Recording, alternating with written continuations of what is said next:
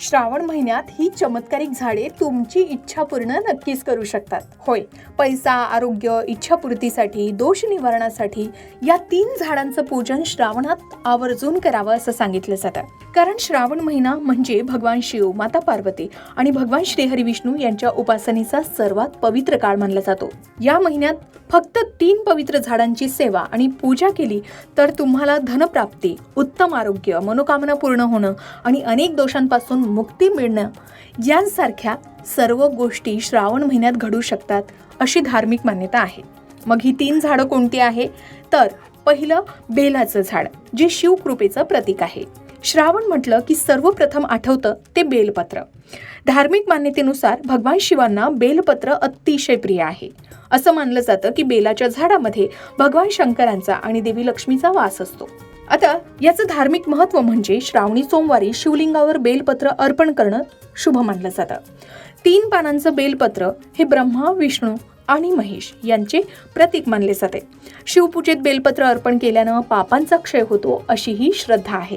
आता अनेक धार्मिक ग्रंथांमध्ये बेलपूजेने आर्थिक अडचणी दूर होतात, घरातील नकारात्मकता कमी होते आणि शिवकृपा प्राप्त होते असं वर्णन आढळतं. म्हणूनच याची पूजा श्रावणात आवर्जून करावी. यासाठी सकाळी बेलाच्या झाडाला पाणी अर्पण करावं. ओम नमः शिवाय या मंत्राचा 108 वेळा या झाडाखाली जप करावा. झाडाला नमस्कार करून आपल्या कुटुंबाच्या सुखसमृद्धीसाठी प्रार्थना करावी. शिवाय आरोग्याच्या दृष्टीनं हे झाड खूप महत्त्वाचं मानलं गेलंय.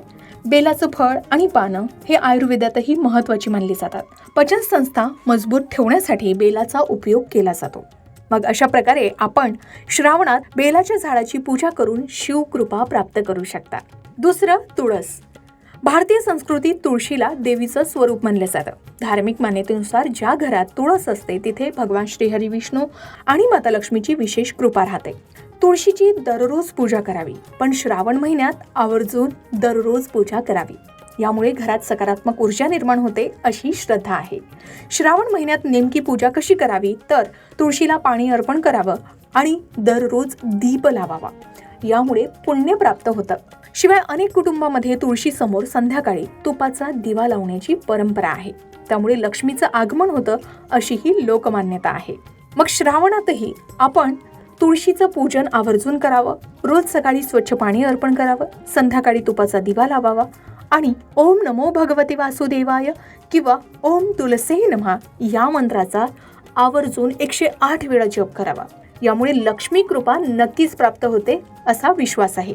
शिवाय तुळस औषधी गुणधर्मांनी परिपूर्ण आहे. यामुळे रोगप्रतिकारक शक्ती वाढते. सर्दी खोकल्यामध्ये उपयोगी मानली गेलेली ही तुळस आरोग्यासाठी अत्यंत गुणकारी मानली गेली. शिवाय आपल्या घरातील वातावरण सुद्धा या तुळशीमुळे शुद्ध राहण्यास मदत मिळते. तिसरं झाड जे आपल्या घरात असावं आणि श्रावणात याची पूजा आवर्जून करावी ते म्हणजे शमी वृक्ष किंवा शमीचं झाड. शमी वृक्षाला भारतीय परंपरेत अत्यंत शुभ स्थान आहे. महाभारतात पांडवांनी अज्ञातवासात आपली शस्त्र शमी वृक्षात ठेवली होती. विजयादशमीच्या दिवशी शमी पूजनाची परंपरा आजही पाळली जाते. आता शमी वृक्ष हे भगवान शनिदेवाशी संबंधित मानले गेले. त्यामुळे आपल्या घरात जे काही दोष असतील त्याचं निवारण या वृक्षामुळे होतं असं म्हणतात. म्हणून श्रावणात या वृक्षाची पूजा आवर्जून करावी. यासाठी सकाळी या झाडाला पाणी अर्पण करावं. काळे तीळ अर्पण केले जाऊ शकतात आणि या झाडासमोर ओम शम शनिच्छराय नमः या मंत्राचा 108 वेळा दररोज श्रावणात जप करावा. श्रावण महिन्यात शनिवारी शमीच्या झाडाला पाणी अर्पण करून किंवा दिवा लावल्यास मनोकामना पूर्ण होतात अशी ही श्रद्धा आहे. शिवाय धार्मिक श्रद्धेनुसार शमीची पूजा केल्यानं शनिदोष शांत होतो, ग्रहदोषांचा प्रभाव कमी होण्यास मदत मिळते आणि जीवनातील अडथळे दूर होतात अशी ही मान्यता आहे. तर मंडळी, श्रावण महिन्यात बेलाचं झाड, तुळस आणि शमी वृक्ष ही 3 झाडं धार्मिक दृष्टिकोनातून अत्यंत शुभ मानली गेले. जसं आधी सांगितलं की बेलाचं झाड भगवान शिवाची कृपा प्राप्त करून देते, तुळस देवी लक्ष्मी आणि भगवान श्रीहरी विष्णूंची कृपा मिळवून देते, तर शमीचं झाड हे शनी दोष शांत करण्यास मदत करते आणि आपली इच्छापूर्तीसाठीही खूप शुभ मानलं गेलंय अशी धार्मिक मान्यता आहे. म्हणून लक्षात ठेवा, या झाडांची पूजा फक्त धनप्राप्तीसाठीच नाही तर निसर्गाबद्दल कृतज्ञता व्यक्त करण्यासाठीही खूप महत्त्वाची ठरू शकेल. फक्त श्रद्धा, सात्विक आचरण आणि चांगली कर्म यांनाच आपल्या परंपरेत सर्वाधिक महत्त्व दिलं गेलंय.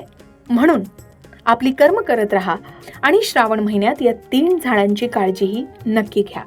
मग तुमच्या घरी यापैकी कोणतं झाड आहे कमेंट करून नक्की सांगा. या झाडांमुळे तुम्हाला कोणते अनुभव आले हेही शेअर करायला विसरू नका.